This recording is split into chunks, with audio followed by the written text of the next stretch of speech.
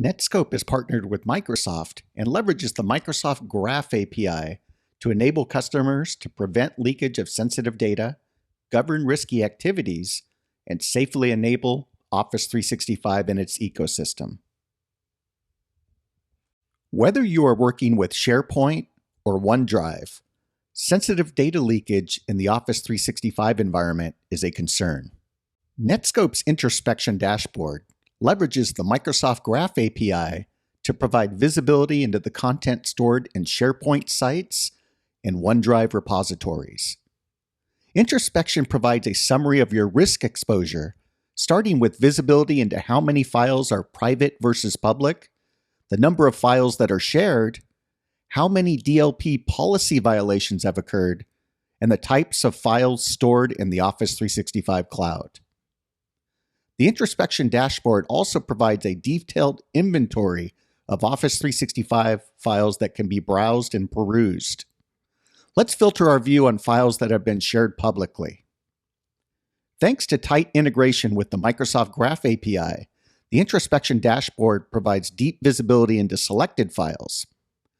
Look at file-level details such as who the owner is, when the file was created, the size of the file, and when that file was last updated. See what policies have been triggered on a selected file. Look at an audit trail detailing what activities have been associated with this file, and maybe the date that took place, as well as who the user was. This is key for performing forensics or simply tracking down usage details. Thanks to integration with the Microsoft Graph API, the introspection dashboard can perform a variety of actions on selected files.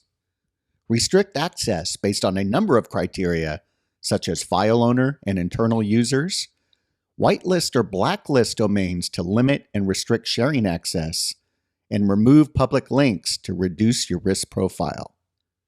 You can also encrypt or decrypt files and notify owners, admins, collaborators, and specified users along the way. Netskope Introspection leverages the Microsoft Graph API to enforce policies for both existing content stored or shared in SharePoint and OneDrive, as well as content that will be stored or shared in the future. Creating a policy is a snap. Let's start by specifying the user folders we want to scan. We will go with the default of all users. Next, we will choose the file options for scanning. We can get granular and choose a specific sharing type such as private, shared internally, or shared externally with a specific domain, or we can choose public. Let's choose share externally and choose Gmail as the domain, as we want this policy to focus in on Gmail email addresses. Next, we can specify whether to scan only new content or perform a scan retroactively. This could be useful for looking at data that was stored months or perhaps years ago. The next step is to leverage Netskope's powerful cloud DLP engine to identify sensitive content. Netskope supports more than 3,000 data identifiers, 500 file types, and out-of-the-box profiles such as PII, PCI, and PHI.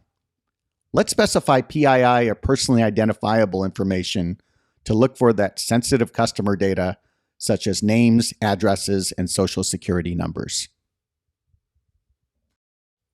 The next important step is to specify the action to take. Netskope's policy engine provides a variety of options, including restrict access, encrypt, alert, or place the content in quarantine or legal hold. Let's specify quarantine, which will place content that triggers this policy in a private quarantine folder until it can be approved by an admin.